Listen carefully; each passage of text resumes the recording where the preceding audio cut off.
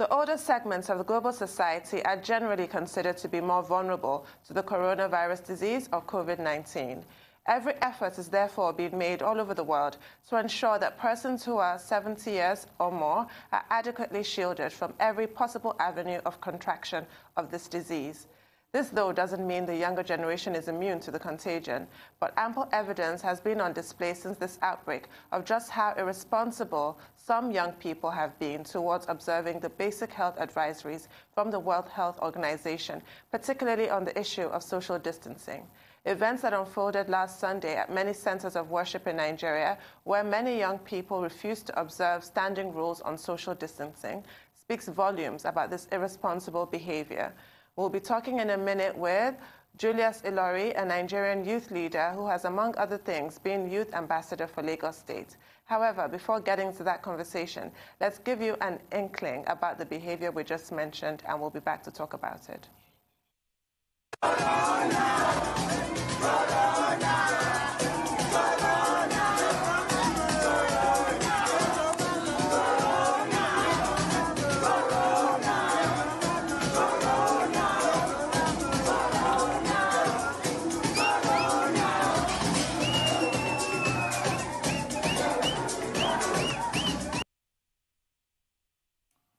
Julius Ilori, good morning, and thank you for joining us.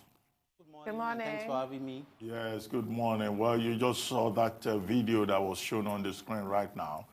It looks like a lot of young people think that they are invisible, that they are immune from the plague of coronavirus. And as Tundun said earlier, last Sunday we saw a lot of young persons, including children, going to church. They've also been going to the clubs. Thank God the government has shut down clubs and restaurants or any gathering where you can have a lot of people. As a youth leader yourself, what will you be saying to young persons in Nigeria here who may not go for spring breaks, but who are behaving in some other suicidal ways in the face of coronavirus? What kind of leadership should young persons also provide to protect themselves and to protect society and to show that they are responsible citizens?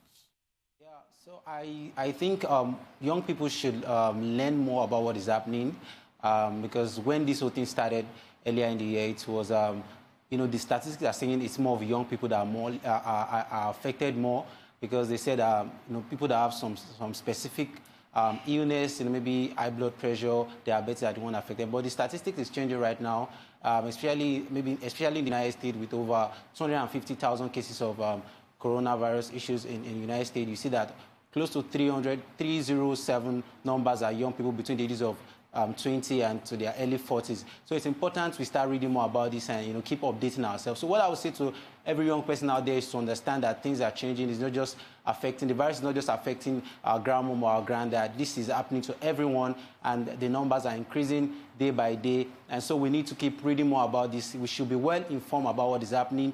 There are a lot of online courses. The World Health Organization came up with so many courses that can help us understand the situation. We can take these courses in less than 30 minutes. We are done. This will help us be more informed and also to educate others around us, our mothers, our parents. We should need to tell them to wash their hands, to use the sanitizer and also take some preventive measure. And secondly, I think young people should take action.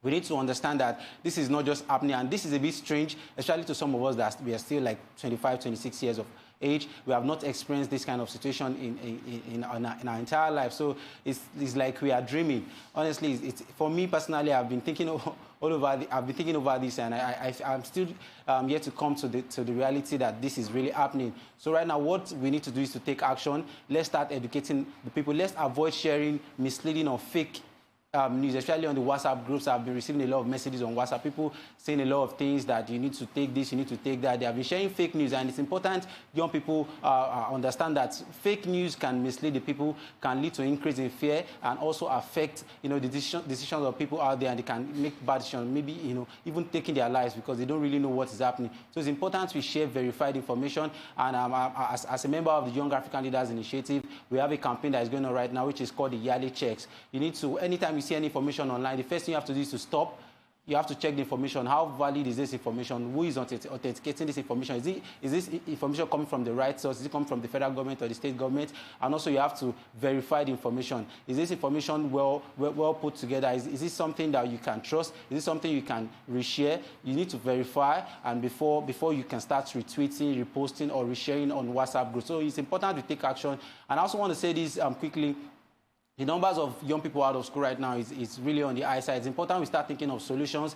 What can we do differently to help our younger ones in school who are out of school, right now? We need to see how we can help them, maybe bring the curriculum. For example, I recently volunteered with a group of young people. We are currently working on putting all the scheme of works of primary school students together to see how we can put this into a hard copy and maybe deliver to some of them at home, that we can easily help them to keep reading up before they resume back to school. We need to see how we can bridge this gap, support the government effort, and we need to stay in our houses. We need to make sure we are obeying the orders of the government. We need to take preventive measures stated by the World Health Organization. Thank you. Those are really important points that you raised. Not only, like you said, Dr. Abati, is such silly behavior that we showed on that video. Not only is it suicidal, it's actually homicidal. Because if the young person who contracts the virus has a mild case but infects 2 or 3 people, some of them could have critical cases and end up dead. And we look at South Korea and we see that the early data that came out of China is actually an anomaly. The early data told us that young people are the most invulnerable to the COVID-19 disease. But South Korea, half of those infected are under 50, and the largest population out of that under 50 group is in the age group of 20 to 29 years old. You mentioned social media. Let's talk about fake news and misinformation. That whole idea, the notion that young people are somehow invulnerable and like black people are immune and all of this other nonsense that's been bandied about.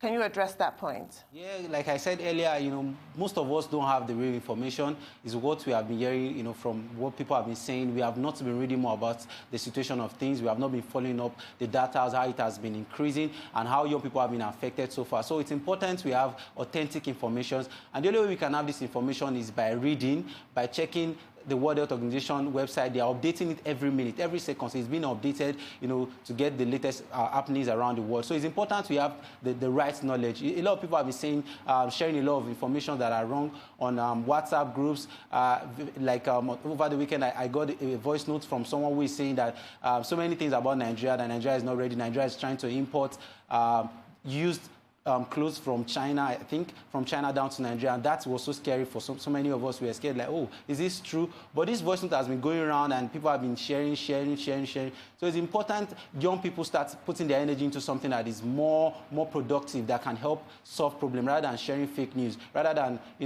saying what is not happening, rather than going out to party, rather than, going out to play Bet Nigeria and the likes. So it's important if you have the knowledge, you will not exhibit such behaviors. Well, Julius, we've had a lot of adults on this program to comment on government efforts. And each person has offered his own or our own, perspective in terms of what they think government has done, what government has not done, and what government should still do. Now, as a youth leader, do you think that the Nigerian government at all levels is making enough effort to protect all of us so that we can be safe, beyond just telling us to stay at home or to maintain social distancing? Yeah, I'm going to speak fully because I'm staying in Lagos State, so I know more of what is happening in Lagos State. I think Lagos State government has been proactive. They have been doing a lot, coming out, especially on social media. They have been using the tool very well, communicating to us that so thing is happening. You need to stay at home. You need to do this. You need to do that. I think that's amazing, and it's a good one from them. But what I think they need to do more is to see how they can come up with policies that can, help us stay at home. For example, maybe support us with little stipend that can help us maybe maintain our data or, get food or something, especially for young people, because we have the higher population compared to the to our mothers or our fathers. So it's important they start looking for ways to see how they can help us and maybe come up with some ideas that can help us put some materials, especially for those who are in primary school and secondary school. Let's see what we can do to, put their scheme of work together and maybe put it in soft copy, share via a particular platform, maybe using technology to advance this, share this resource via a particular platform, informing the parent that your son or your daughter needs to start, reading through this platform. So, when this coronavirus issue is over, the person can meet up with, the study level going back to school. So it's important government start thinking about this and also putting some health policies that are going to be very favorable to every young person out there together. For example, we need to have access to some basic health need that's not out there, and that's why some of us are scared right now, because we're looking at what is happening in the US, in China, in Italy, and these countries are countries that have good health plan. If this can be happening to them, what can we say about ourselves here in Nigeria or here in Africa? It's a big challenge, and I think government needs to start thinking out of the box to see what they can do to solve this problem. Indeed, they do, and they would have to provide the tablets and other tools for people to be able to access the soft copy curricula that you described. But what is your thoughts on the aftermath of this current crisis that we're facing? Because it's of concern to me personally, I don't know how you feel, that last month Dr. Chris Ngige, the Minister of Labour, was still referring to the economic downturn of 2008 as a reason why there's so much unemployment. As you said, the young population is 60% of the population. That's age 15 to 35. What is going to happen in the aftermath of COVID-19 pandemic? In a few seconds, because we're running out of time. Yeah, there's really going to be a high rate of unemployment because so many people are going to lose their job. Right now, businesses are shutting down.